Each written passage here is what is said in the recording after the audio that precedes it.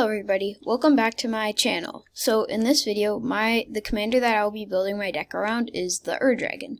So if you have already read this card, you can probably tell that this is a dragon tribal deck. So what that means is that it's just a whole ton of dragons, and I cast them for really cheap, and then I beat up my opponents. So let's get started. So the first three cards, are all the legendary creatures from the commander deck. So they all have abilities that, so Silumgar the Drifting Death says whenever a dragon you control attacks, creatures defending player controls get -1/-1 until end of turn. Atarka, World Render, says whenever a dragon you control attacks, it gains double strike until end of turn. And Dramoka says whenever a dragon I control attacks, bolster 2, which means choose a creature with the least toughness among creatures you control and put 2 1/1 counters on them. So these are all very good cards. The next two cards do the same kind of the same thing. So it's Kolagon. So whenever a dragon I control attacks, creatures I control get +1/+0 until end of turn. Ojutai, Soul of Winter, says whenever a dragon I control attacks, tap down an opponent's non-land permanent. These are both also very, very powerful cards. So now Dragon Lord Dramoka, he's different. So he kind of protects me from like anything that that my opponents try and like stop me from doing during my turn. So that's very powerful. The next cards are Dragon Lord Silumgar, Dragon Lord Atarka, and Dragon Lord Ojutai. So Dragon Lord Silumgar says when it enters battlefield, gain control of target creature or planeswalker for as long as you control Dragon Lord Silumgar. This is very, very powerful, especially if someone has a very powerful creature on the battlefield at the same time that Dragon Lord Silumgar enters. Dragon Lord Atarka says when it enters the battlefield, it deals 5 damage divided as you choose among any number of target creatures and or planeswalkers your opponents control. So you can kind of take out a big threat that your opponent has. That's very good, especially if he's coming. With these guys, it's especially important to know that when Dragon triggers, he can bring these guys out for free, which is really good. Then Dragon Lord Ojutai says whenever it deals combat damage to a player, look at the top 3 cards of my library, put one of them into your hand and the rest at the bottom of the library in any order. And it also has hexproof if it's untapped. The next card is Palladia. So it has hexproof if it hasn't dealt damage yet.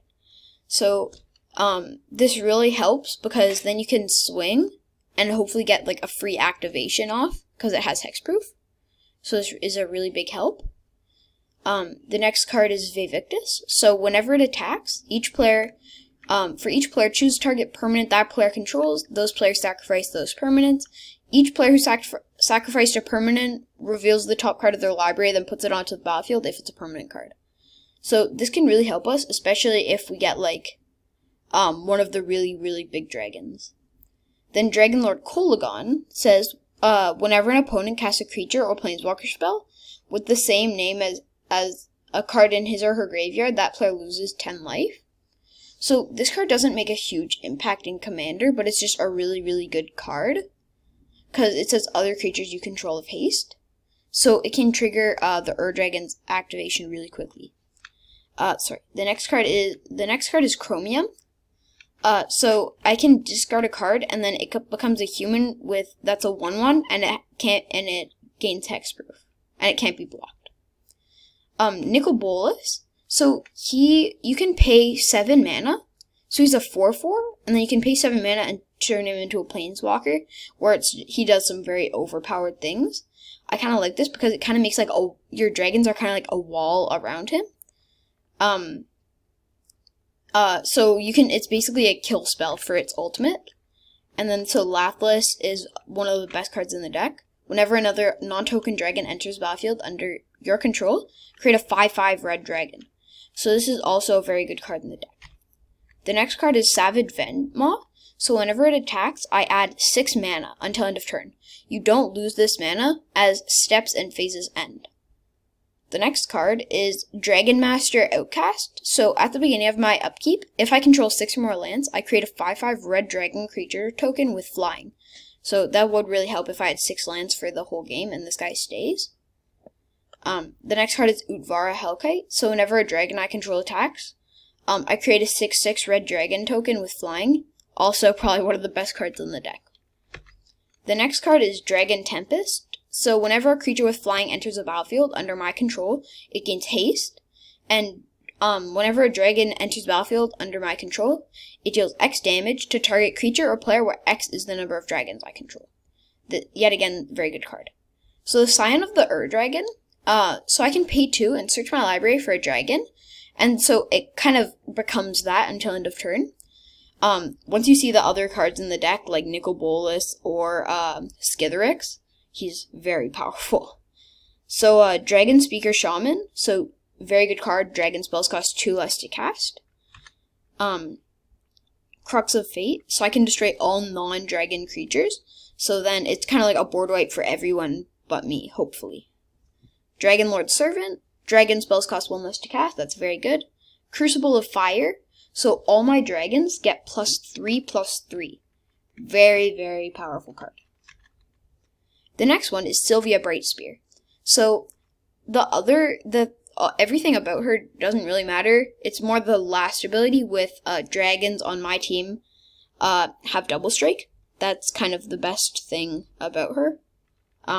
So that's a very powerful card. The next is Skithiryx, the Blight Dragon. So it has flying and infect, and then it can gain haste and you can regenerate it. It's just a very good card. Then there's Sunbird's Invocation. Whenever I cast a spell from my hand, reveal the top X cards of my library, where X is that spell's converted mana cost. I may cast a card with mana CMC X or less without paying its mana cost. And so you can do that, and then that has a very good synergy with Dragon because you can cast it without paying its mana cost. So you can trigger Sunbird's Invocation whenever the Dragon triggers. Next card is Cura. So whenever the dragons enter the battlefield under my control, I basically draw a card. Unless they're like super small. But then there's Miari's Wake. Creatures I control get +1/+1. And then it's a mana doubler just for me. Then there's Rhythm of the Wild. Creature spells I control can't be countered. And then non-token creatures I control have Riot. Then there's Vanquishers Banner, where when it enters the battlefield, I choose a creature type. Then creatures of the chosen type get +1/+1, and whenever I cast a creature of the chosen type, I draw a card. The next one is Dragon Arch, so I can pay 2 and tap it to put a multicolored creature from my hand into play. That's a very good card. Kindred Discovery. When it enters the battlefield, I choose a creature type. Whenever a creature I control of the chosen type enters the battlefield or attacks, I draw a card. The next one is Frontier Siege. So, when it enters, I can choose cons or dragons. If I choose cons at the beginning of each of my main phases, I add 2 to my mana pool. Dragons, whenever a creature with flying enters the battlefield under your control, you may have it fight target creature you don't control. So, really, both of these are good choices because it can either give you kind of like a ramp or just removal, which are both very good things. Then there's Sarkhan's Unsealing. Whenever I cast a creature with spell with power 4, 5, or 6, Sarkhan's Unsealing does 4 damage to any target. And then whenever I cast a creature spell with power 7 or greater, Sarkhan's Unsealing does 4 damage to each opponent and each creature and planeswalker they control. The next one is Monastery Siege. So I can choose cons or dragons, same thing. At the beginning of your draw step, draw an additional card, then discard a card. That's for cons. And then dragons is spells your opponents cast that target you or a permanent you control cost 2 more to cast. The next card is Temur Ascendancy. Creatures I control have haste, and whenever a creature with power 4 or greater enters the battlefield under my control, I can draw a card. The next one is Bladewing the Risen. So when it enters the battlefield, I can return target permanent card from the graveyard to the battlefield. So say one of my big creatures dies, I could just return another one back. Then there's Scale Lord Reckoner. So it has flying, and whenever a dragon spell becomes a target of a spell or ability an opponent controls, destroy target permanent, non-land permanent that player controls. So this is very, very good in the deck. So Scourge of Alks. So this is Dragon Tempest, but on a creature. Or the second ability of Dragon Tempest on a creature, which is very good. Then there's Teneb the Harvester. So whenever it deals non-combat damage to a player, I may pay 3. If I do, put a target creature from a graveyard onto the battlefield under my control. This is very, very broken, in my opinion. You can just do some really funny stuff with this. And then so there's Herald's Horn. When it enters, choose a creature type. Creature spells of the chosen type cost 1 less to cast, and then at the beginning of my upkeep, look at the top card of your library. If it's a creature card of the chosen type, reveal it and put it into your hand. Or you may reveal it and put it into your hand. So the next card is Hellkite Charger. So whenever it attacks, I may pay 7. If I do, untap all attacking creatures and then have an additional combat phase. And then, so there's Ryuzi, the Falling Star. So when it dies, it deals 5 damage to each creature without flying. So almost everything that I don't control. And then so there's O Kagachi, the Vengeful Kami. So it has flying and trample. And then whenever it deals combat damage to a player, if that player attacked you during his or her last turn, exile target non-land permanent that player controls. Then there's Sarkon Dragon Soul. You can basically just plus him up until you get to his ultimate, because Sarkon, Unbroken, and Dragon Soul both kind of have the same ultimate. And so you basically just want to get to that so you can dump out all your dragons and then just win the game from there, I bet. Then there's Helm of the Host. So I can equip it to my Dragon or something and then make copies, but the legendary rule doesn't really apply to it because it makes non-legendary versions of it. So it's very powerful.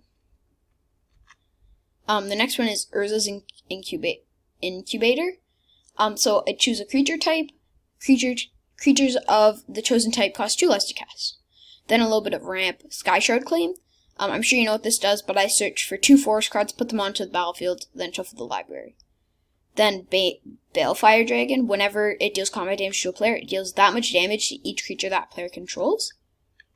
Then there's some more ramp. So Sartorius Route. So I search my library for 2 basic lands or gate cards, put them onto the battlefield tapped. Explosive Vegetation. 2 basic land cards, put one of them onto the battlefield tapped, then shuffle your put them onto the battlefield tapped, then shuffle your library. Rampant Growth. Search for 1 card, put it onto the battlefield, or 1 basic land, put it onto the battlefield tapped, then shuffle the library. So Earthquake is kind of like a board wipe, but except for dragons, because it deals them to each creature without flying. Then there's Thundermaw Hellkite. So when it enters battlefield, it deals 1 damage to each creature with flying your opponent's control. Tap those creatures. Then there's Dragon Broodmother. So at the beginning of each upkeep, put a 1/1 red dragon creature into play with flying and devour 2. So that's very powerful. Then there's Cultivate, Kadama's Reach, and Farseek, all ramp cards. So Cultivate searches for 2 cards, 1 into my hand, 1 onto the battlefield. Same thing with Kadama's Reach. Farseek is basically the same thing, but I only search for 1 card. And yeah, so that's it for my deck list.